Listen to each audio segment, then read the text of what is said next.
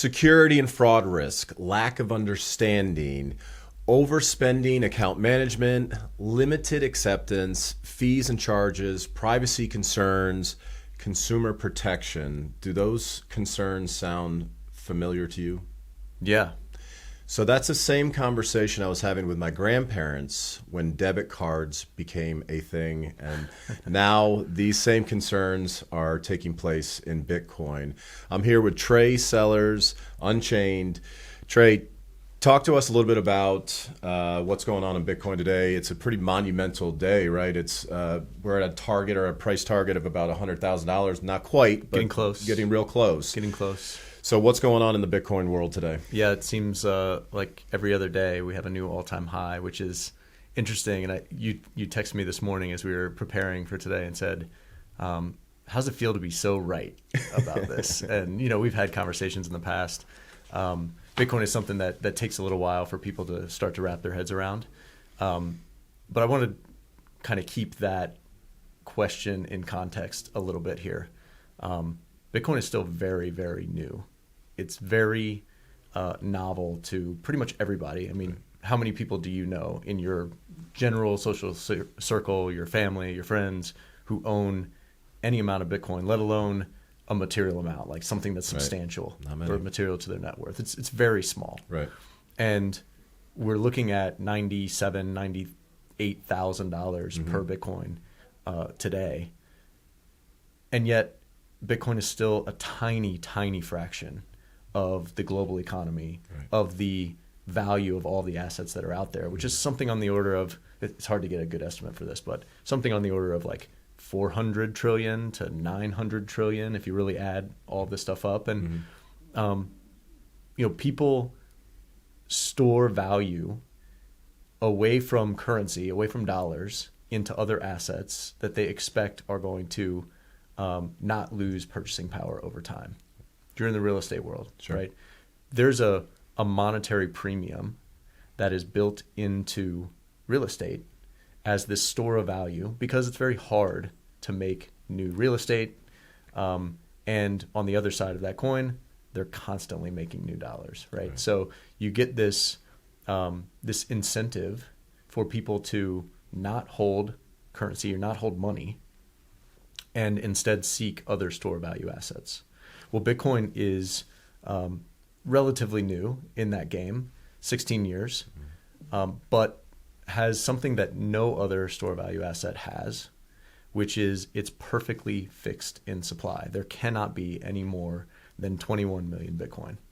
And as it has gained adoption, as it has gained network effect, it has started to absorb some of the monetary premium that has built up over the years in real estate, in stocks, in bonds, in classic cars and art and watches and all the other things that people buy to escape the monetary debasement that they're subjected to on a daily basis.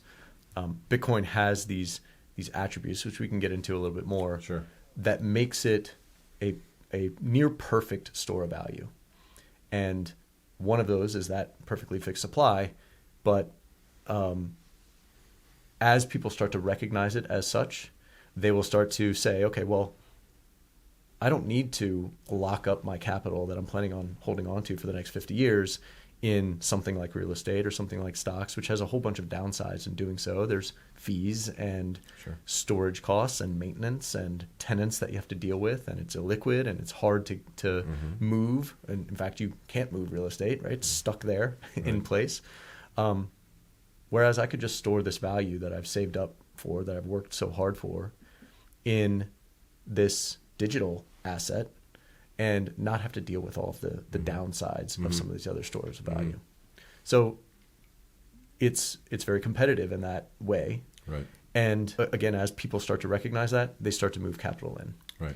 And so we're seeing this like tsunami of new capital coming into Bitcoin, and it's like trying to fit an ocean through a garden hose.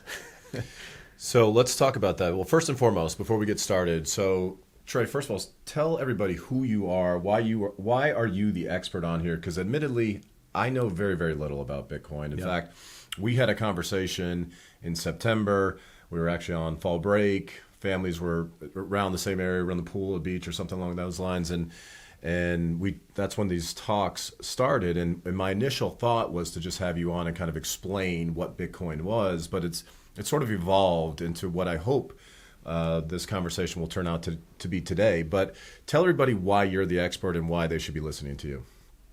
I've been around Bitcoin and owned Bitcoin since 2014. I did not buy enough back then because I didn't understand it well enough to know that I should be like shipping my entire net worth into this asset that would go from a few $100s at that point in time to 98,000 as we're talking today, and much higher as I expected to.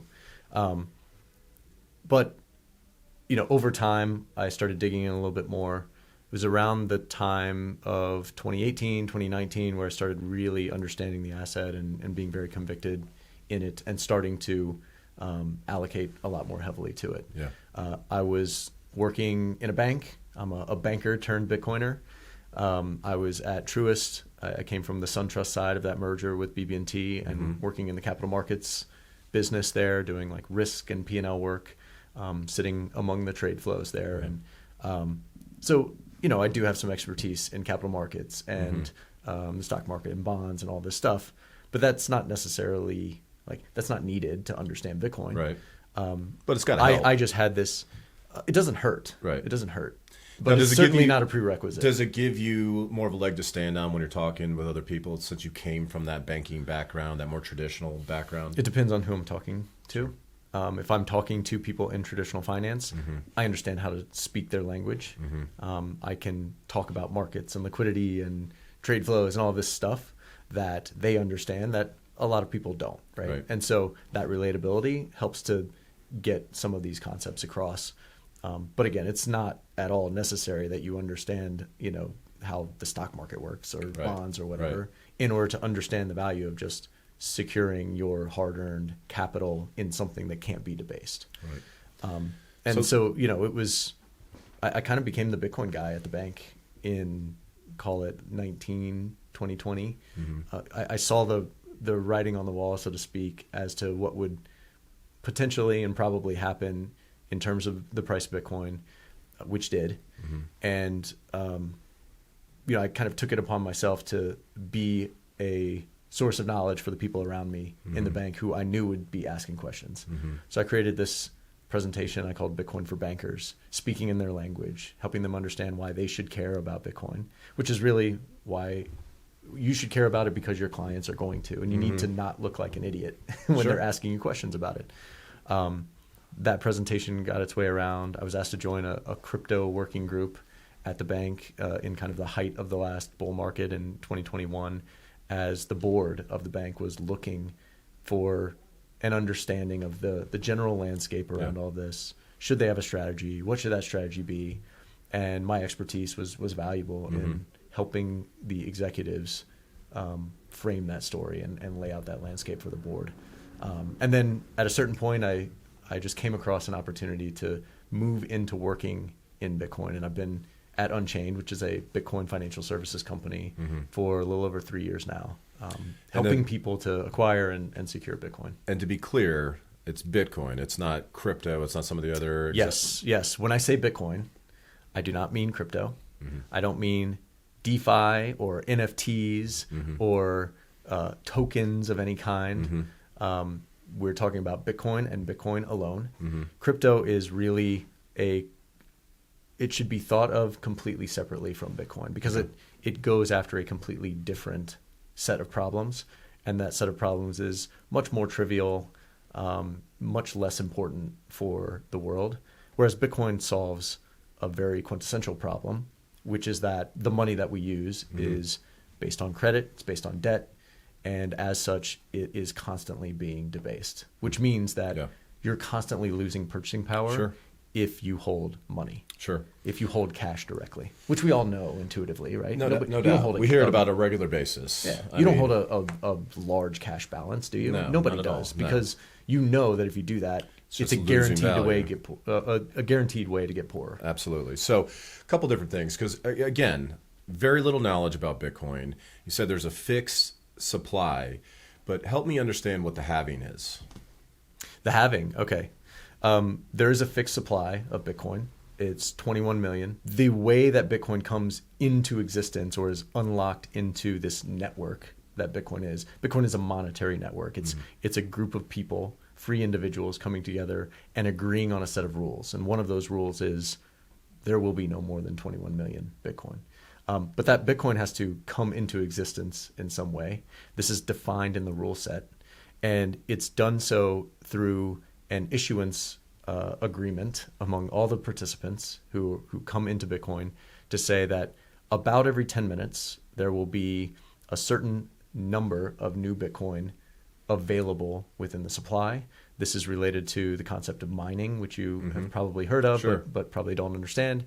No. But when Bitcoin was first launched, this started at 50 Bitcoin per 10 minutes. And the halving is, exactly as it sounds, a halving of that new issuance coming into the supply about every 4 years. The network agrees all together. Like it's a prerequisite for joining this network is that you are agreeing to the rules of the game, that about every 4 years, the amount of new Bitcoin coming into circulation will halve. And it halves about every 4 years until it goes to zero.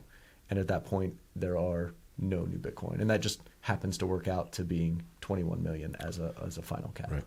And so if you believe in the basic rules of economics, supply and demand, we have so That's much right. demand, we have so much supply. If the demand continues to increase, there has no way but up to go. Yeah. Right? Imagine, think about oil in the world, right? Like imagine we've got a certain amount of oil that's out there and a certain amount that's being produced every year. And imagine that overnight, the amount of new production of oil was halved, completely cut in half. But the demand is still there. Price skyrockets. So the only outlet for that, unless you can bring new supply online, let's imagine that you can't. In Bitcoin, you can't. So if you can't bring new supply online to react to an increase in price, that price mechanism is the only way that you can balance this supply and demand dynamic. Okay. Now, you mentioned something earlier that there's this huge amount of cash that's coming into Bitcoin right now. So we're looking, if you look at a chart, it looks like it's going on a parabolic type of move, right? So is leverage being used? I mean, what's the scenario right now? Are people leveraged to the gills and just buying up as much as they possibly can? Or kind of talk a little bit about that. I mean, again, very basic. Try to talk down to my level if you can. There's certainly some leverage in the system at any given time that tends to get wiped out relatively quickly because you can't print more Bitcoin, right? Like the traditional financial system is leveraged to the hilt. No doubt. And whenever you get any weakness in the economy, there starts to be this like cascade of liquidations that happens, right? This daisy chain of liquidations. And the only feasible way from like a governance perspective to react to that is to print more money, to be able to make up for the shortfall of this like liquidity crunch that's happening. So that happens in Bitcoin, but it happens in a much shorter time frame and with pretty quick and big magnitudes because you can't print more Bitcoin. And so it just has to be flushed out. Right. And then we're back on solid ground and moving again. The majority of the increase in the price is really just about adoption. More people taking their cash balances out of the traditional store value assets like the stock market and real estate and others and plowing it into Bitcoin. Right. It's now easier than ever to get access to Bitcoin. 10 years ago, it was much harder to just go out and buy some Bitcoin. Now you can access it through ETF vehicles in your Fidelity account. It's very easy to buy it on Coinbase. You can come to Unchained and we can help you buy it. There's a myriad of ways of doing that. And the tools have developed in such a way that it's much easier to pull that lever. What would you, obviously it's a individual basis. Everybody's going to have their own style, whether they go through Fidelity or they use an ETF. But, what would be the ideal situation to purchase Bitcoin? Can you own it on your own? Talk to me a little bit about that. Yeah. So Bitcoin is a bearer asset. It is like owning a bar of gold or a bag of cash. Although if you're gonna like hold a material amount of gold in your home, there are certain risks associated with that. Sure. You can control Bitcoin, and in my opinion, you should control Bitcoin directly. You do that by, instead of holding something physical in nature, you're controlling what's called private keys. This is basically just secret information. It's like a password. I like to think of this analogy with owning and controlling Bitcoin similar to an email address, right? You've got this public-facing email address, and you can give that out to anybody, and they can send you a message. But you're the only one with the password to actually read that message and send it out, send out a new message from that email address to someone else. Bitcoin works somewhat similarly to that. Okay. The password there, we call that a private key, and we're using some cryptography here. When you are controlling Bitcoin directly, you're holding these private keys. You are the only person on the planet who can actually effectuate the move of Bitcoin from this Bitcoin address, as we call it, that you control, to someone else. Right. This is very unlike using a bank account. If you use a bank account, you've got some digits on the screen. It's kind of similar experience to using Bitcoin. But that bank actually controls that money. Sure. If you decide you want to move it and they don't think you should, for whatever reason, they will not let you. Yeah.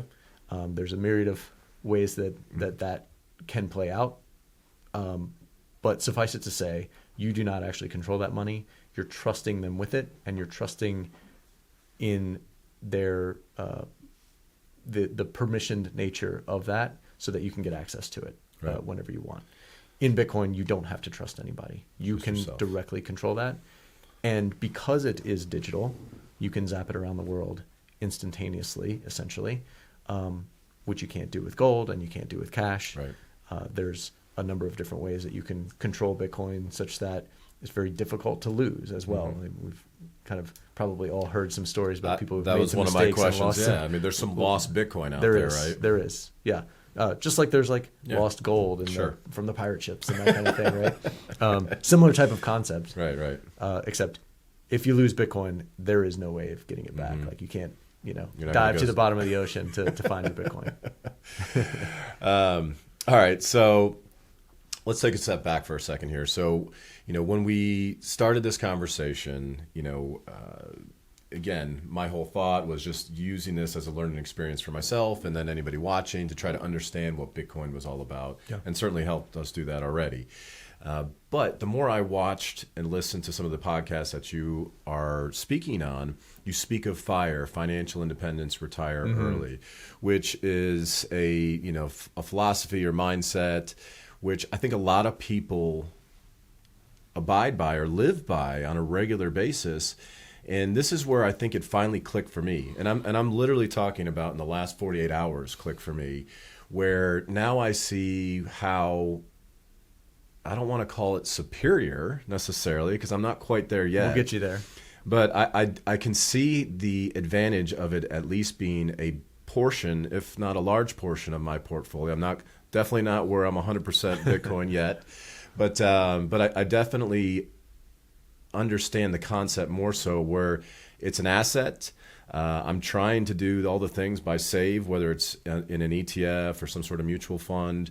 I don't do a ton of investing in specific stocks, but overall, I'm in gold, silver, in all the different things, right? I've tried to stay diversified. So why am I not using Bitcoin as part of my portfolio to help me, number one, continue that compounding effect, number two, beat inflation, store value, all the things. So, talk to us a little bit about what FIRE is, that for those that don't know, and why it's so important to consider Bitcoin as part of a FIRE mindset.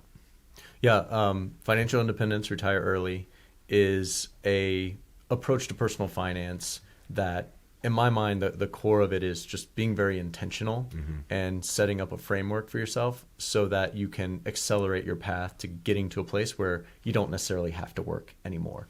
That doesn't mean that you will stop working. Sure. Like, but it does mean that you have options in being able to pursue passions of yours, and not necessarily have to go into an office and do the commute and work for somebody that you don't like and all of that stuff. Yeah.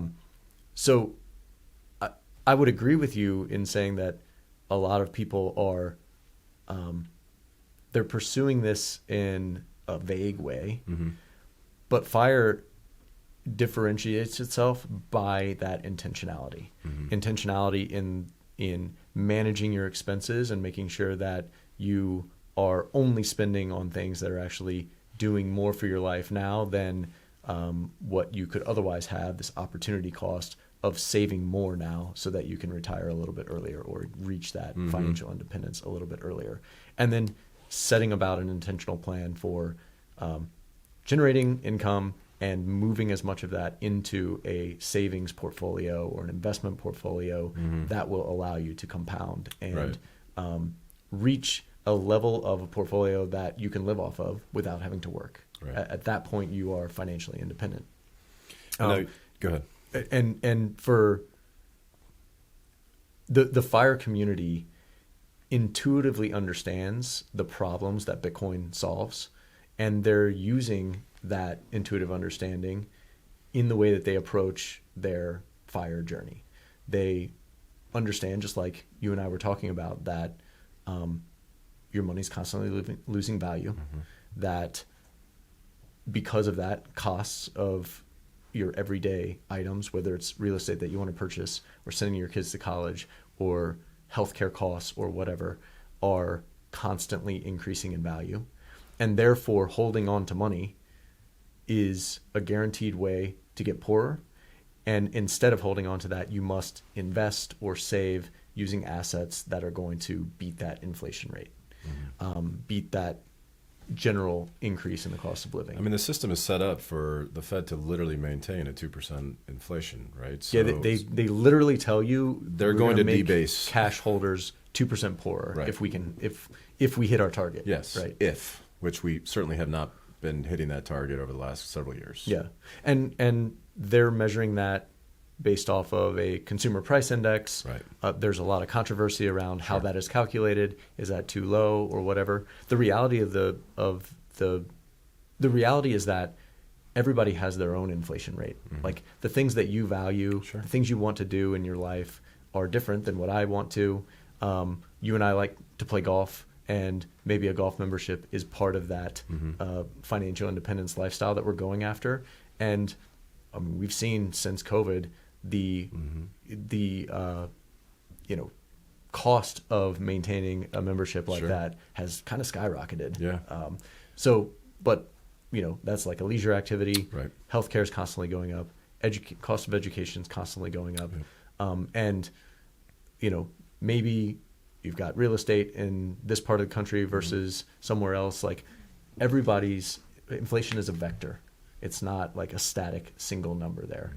And what we see in some of these categories and these assets that we're trying to pursue is that it actually much more closely mirrors the increase in the monetary base, or the what's called M2, which is the more of a broad definition of money supply, right, which is more on the order of 7, 8, 9% per year. And that's in the U.S. and other parts of the world. It's a lot of times much higher than that. Sure. So that's really kind of like the baseline that you're looking to maintain. And the FIRE community generally is looking at either stocks or real estate as their preferred asset of choice to take their cash and plow it in there. Right. And the S&P 500 or the stock market, generally speaking, has returned 8 to 10% per year. Right. So the vast majority of that is coming from this monetary inflation that we're all experiencing. And then there's a little bit of a real return over and above that, just from the compounding effect there. So here's an before I ask this question, there's a formula that you use to try to determine how to get to your financial independence. Can you tell us what that is? Yes. So I use what's called the 4% rule. This is a guideline or rule of thumb that allows you to project the kind of number that you need to get to in your portfolio so that you can sustain your level of expenses within retirement over a very long period of time, 30 plus years. And essentially what it's saying is calculate what your annual expenses are or what you intend them to be in retirement on kind of the day that you retire, and multiply that by 25 times. And that's the value of the portfolio that you need to put together that you can start to draw down on to cover the expenses that you have, such that you can maintain that retirement. So in simple terms, right, for every $40,000 of annual expenses that you have, you need $1 million within this savings portfolio. Right. You spend $80,000 a year, you need $2 million. And this is 2024. Retirement, hypothetically for me is 20 years from now. $40,000 is going to be probably not going to get me very far 20 years from now. Probably not. This number, this 4% rule, was based on something called the Trinity Study, which is some research that was done a couple decades ago, looking at historical returns of stocks and bonds in a portfolio and matching that up against retirement periods historically to see like what would be the size of a portfolio that would sustain somebody over a 30-year period. And so that's kind of how they backed into this 4% rule as being able to cover this. And it does account for inflation, but at the same time, like again, it's everybody's inflation rate is different. Maybe it's undercounted in terms of the government statistics and all of that. On your Substack, I found the study, and then I pulled it up. I haven't read through that study yet, so I'll have to read that. I didn't realize it took into consideration inflation. It's an interesting read for sure. Okay, all right, I'll take a look at that. Maybe for you and me, I don't know. Maybe a little dry for some people, possibly. All right, so again, the FIRE community is assuming that we're going to continue to see assets like real estate and stock market continue to appreciate. But that's assuming that people are putting their money into the stock market and into real estate. I mean, so now if you have this additional asset, now you've got essentially more competition. More money could be coming out of the stock market, out of real estate, and into Bitcoin, which could sort of reduce some of the gains maybe that we've been accustomed to over the last several decades or 100 years in the S&P, right? So I say all that to ask you a question today that before we came in here, I just read where Warren Buffett is basically fire selling his equity positions. Now he's already had one of the highest cash positions in the history of his holdings that they've been tracking, right? So what does that tell you about the state of the markets as a whole, including Bitcoin? Are people running to Bitcoin, especially seeing what we're going right now? Or is it more of a geopolitical or political change that's taking place in the U.S.? Because with the new change, and this is kind of like a too many layered question. That's all right. But we've got a new regime coming in. Yeah. They seem to be a lot more Bitcoin friendly, but also at the same time with their potential plans. If they do get fiscal spending under control, that could be sort of take away from Bitcoin.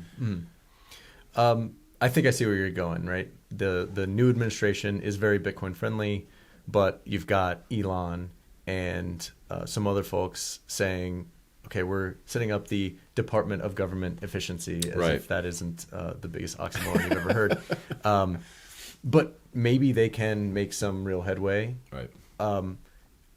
Here's my base case or my expectation is that they will come in and make some big changes. But it's kind of like moving deck chairs on the Titanic. I don't mean that to sound like doomsday-esque, but there is no way out of the debt and deficit situation that the U.S. is facing without large amounts of money printing and an increase in the supply of money. They've got to do something with Social Security and Medicare. Yeah, the And Trump has Department been of very- Government Efficiency is not going to come in and say we're cutting your Social Security benefits. What about defense spending, right? Like the interest on the national debt has just recently surpassed what is spent on defense, which is something of the order of $800 billion a year, something insane, right? These things are very, very difficult to cut. Very, very difficult to pull back on. And so, there really is only there are in reality two ways out of this. One is that we grow our way out. Maybe AI, artificial intelligence, can create some type of productivity boom that reduces the real value of the debt that is outstanding and give us a longer lease on life there. The other way out, which is probably more likely, is just that you have a financial repression, essentially, which is that the value of the dollar, the value of your currency, and the value of that debt in turn, because money and debt are kind of two sides of the same coin in our current financial system, that becomes debased over a very long period of time. People holding cash, people holding bonds will lose much more rapidly in real terms, and people holding things like Bitcoin, real estate, stocks to a large degree will continue to benefit from that debasement. That's my base case. Right, I got you. And yeah, that was maybe a little bit of a rabbit trail that I probably should not have gone on. So I'm going to try to bring it back a little bit here. All right, so what is the goal right now for you and Unchained? I mean, is it about educating people? Is it about getting people invested? Is it getting people to believe? I mean, what's the primary goal right now for you and Unchained? We meet people where they are in their Bitcoin journey, for sure. Most of the people who are coming in our door and asking about what we do, they already typically own a good amount of Bitcoin, a material amount in their situation, and they're looking to ensure that they've got their house in order around that Bitcoin. As the value of it continues to appreciate, they want to make sure that they've got the appropriate security for it, that they can't just make one mistake and lose it. That they've got a team of experts around them to help guide them through that Bitcoin journey and take advantage of some of the other financial services that we have. We do see a lot of people coming to us who are brand new to Bitcoin and making their first allocation. It's just not the norm at this point because we kind of operate at a lower level of the stack than that top of funnel that you might be familiar with. A lot of people will buy their first Bitcoin on Coinbase or in the ETF. What do you recommend? Like, what would be the best way for somebody new who's buying Bitcoin to what would you utilize as a first time buyer? So I'm going to refrain from giving specific advice on like tools and that kind of thing. What I would say is it's more important to think about what type of an allocation you want to make in the context of your overall savings portfolio in terms of your overall assets. I think a lot of people think about an allocation to Bitcoin as like a 0 or 1 switch. And in reality, there's a whole lot of different ways that you can approach this. My personal opinion, and I think a much more broadly acceptable opinion, is that the appropriate allocation is absolutely not 0. Like you got to get off 0. Then the question is, okay, do you do a 0.5%? Do you do a full percent, 5%, 10%, 50%, or whatever? Most people like to kind of wade into the waters a little bit more gently than that.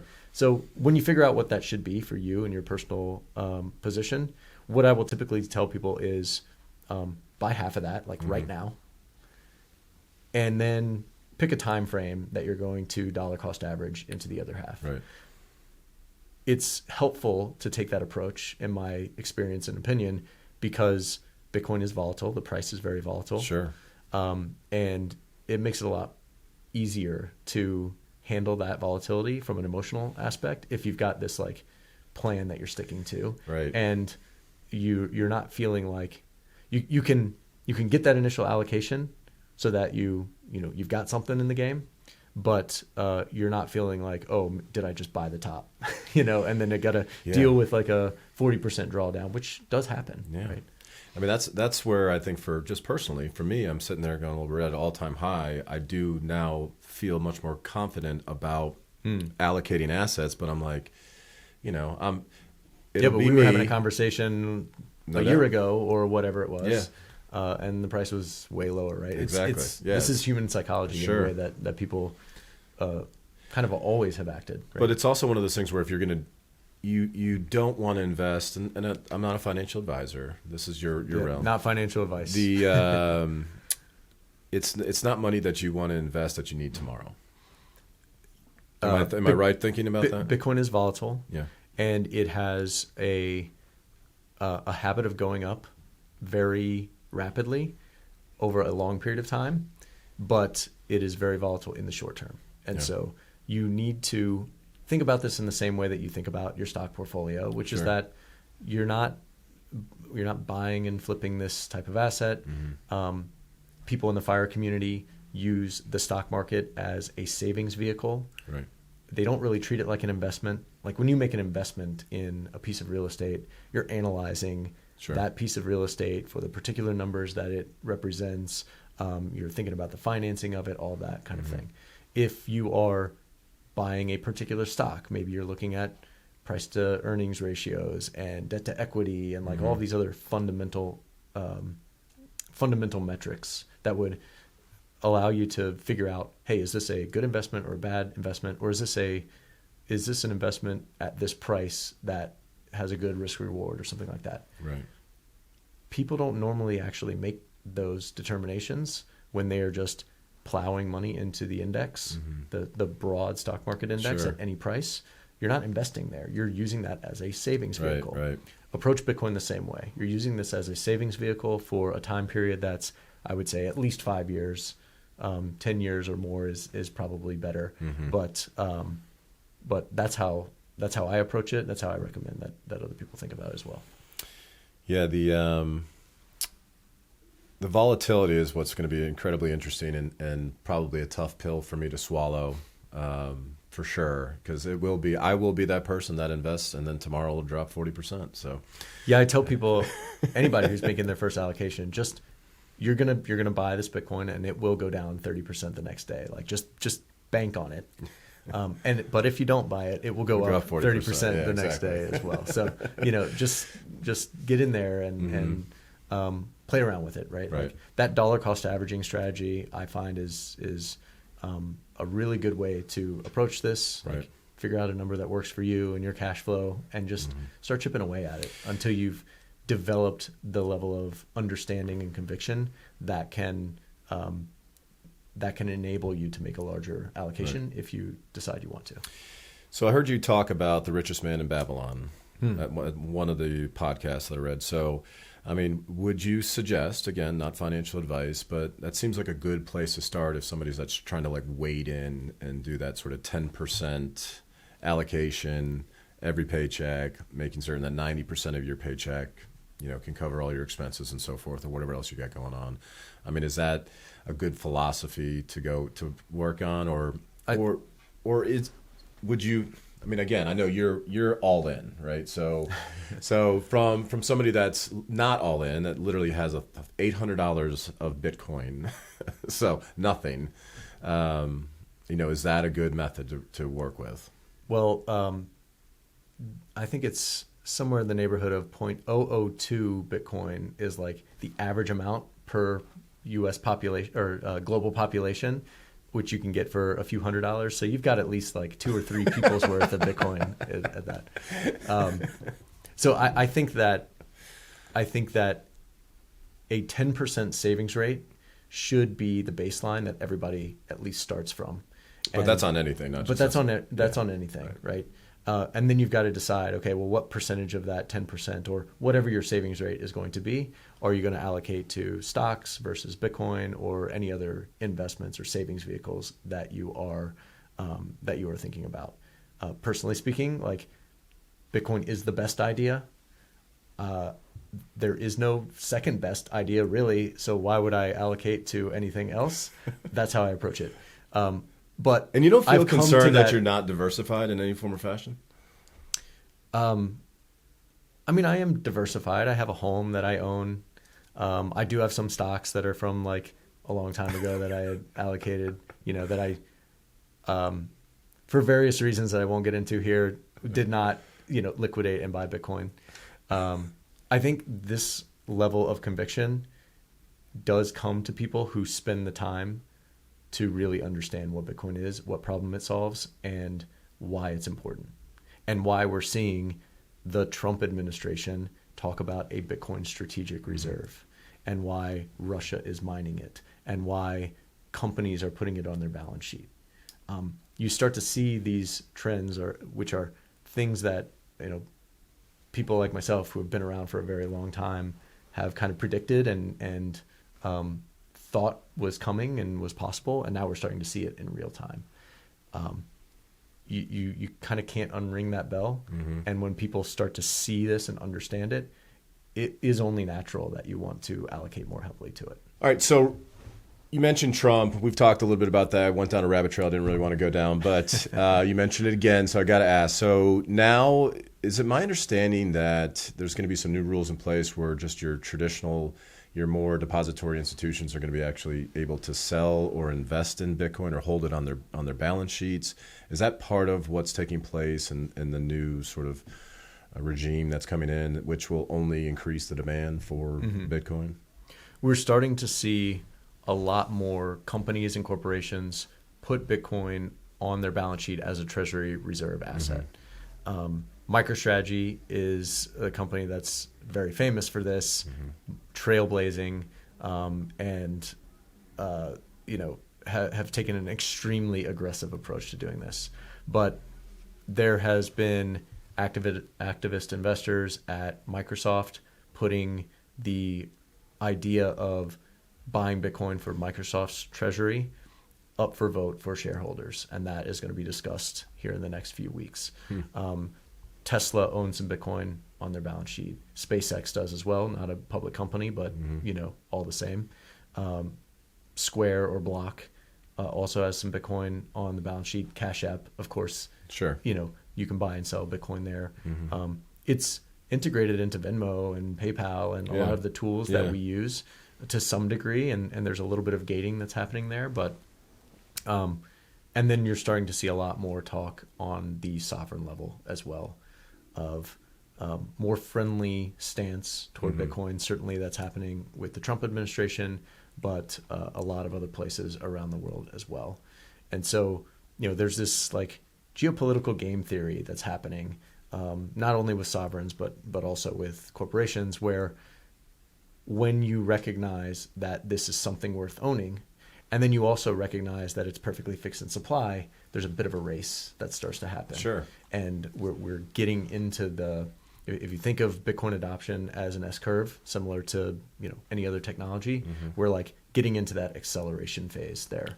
So euphoria is what it sounds like to me, but I also feel like that's sort of my own still reservations about Bitcoin, because when I think about a euphoric stage, I think of like, oh God, the end is coming. Yeah. Right. So that could just be my own reservations about it. And again, just not as intelligent, not educated enough on Bitcoin yet. And I say yet because this is definitely going to be something that's going to be part of my daily digestible information that I read about and educate myself on. So, all right. So you talked about Venmo, Cash App, some of the different interfaces that we use on a daily basis. Talk a little bit about just the transaction fees and how Bitcoin is superior or inferior, as just a monetary asset, monetary value. The traditional financial system is laden with fees. When you swipe your credit card at some shop down the street, there's typically like 3-4% built into the price that you're paying. Or they'll explicitly tell you, hey, if you use a card, you're going to pay 3-4% on top of whatever the cost is to cover that transaction fee that's happening when you swipe that credit card. Right. And that's because when you are paying for something with credit, there's all kinds of intermediaries and a whole, there's a whole chain of events that happens from the time that you swipe it to the time that money actually settles, which is, call it 6-8 weeks down the line, sometimes more. And there's clawback risk and all this kind of thing. Sure. Bitcoin is, again, a bearer asset. It's more like using cash. And so if you are paying for something with cash, there's no 3%, 4% that needs to happen there. It's just a direct transaction from me to you or from me to this merchant. And as such, there's nobody else that needs to be paid for that. That doesn't mean that there aren't transaction fees that are being paid in some way, shape, or form. Bitcoin users pay the general network. I don't want to get too far down a technical rabbit hole here, but there are transaction fees associated with including your transaction within this blockchain or within this ledger that is used to keep track of the Bitcoin that is moving across the network. So that's associated with it there. And then just generally speaking, when you're exchanging dollars for Bitcoin, somebody is facilitating that purchase, typically speaking, especially if you're dealing in larger amounts. Like if you and I go out for a beer and I pay you back $20 or whatever for in Bitcoin, there's not really an exchange that's happening there that anybody's taking a fee on. But if you go to Coinbase or you go to Cash App or you go to Unchained or any other place where you can buy and sell larger amounts of Bitcoin, there's going to be some type of transaction fee, anywhere from, call it 25 basis points to maybe 1.5 points or something like that, just depending on the size of the transaction and where you are and that kind of thing. Right. Yeah.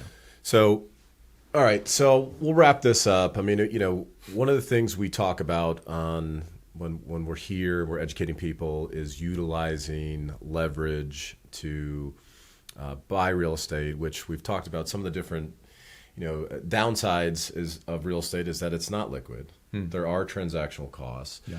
Of course, there's interest if we're using a mortgage, but we do try to educate people and help them understand that you can become financially independent using real estate. But I think, when you're looking at the cash on cash return, the amortization return, and the appreciation return, over the next several years, at least in my opinion, we're not going to see the same type of return that we've seen over the last previous years, right? So we're probably not going to see the same type of an appreciation that we've seen. It's going to be more challenging if interest rates continue to stay higher for longer. It's going to be harder to get that cash on cash return. Amortization return is going to be obviously less because you're paying higher interest rates. So, using or having another asset to try to offset or make up for those returns that you typically would have seen in real estate, I think is an intelligent idea, and it's something that we should all educate ourselves on. So I can't thank you enough, Trey. It's really been a pleasure. I hope that you'll come back and talk some more because, again, this for me personally has been a really educational experience, and I'm thankful that you put me down this trail because it's been nothing but educational, and I'm excited to see how this all works out, and I know where you live too. So if you're wrong, yeah. Thank you, brother. I appreciate Absolutely, you, man. Where can everybody find you? So you can find me on X at @TS_HODL, HODL. This is a little Bitcoin terminology there. I have a personal website, TreySellers.com. Substack, Fire, BTC. So, any of those are great. And then go check out Unchained.com. Okay. That's the company that I work for. We help people buy and sell Bitcoin, secure it in the proper way, and have some other financial services that are built around this asset. That's excellent. And then we'll post all the contact information, all the links in the description below. And as always, please do me a favor, like, subscribe, comment below. I probably can't answer your Bitcoin questions, but I know a guy who probably can. So once again, this was another guaranteed interview. We'll see you on the next one.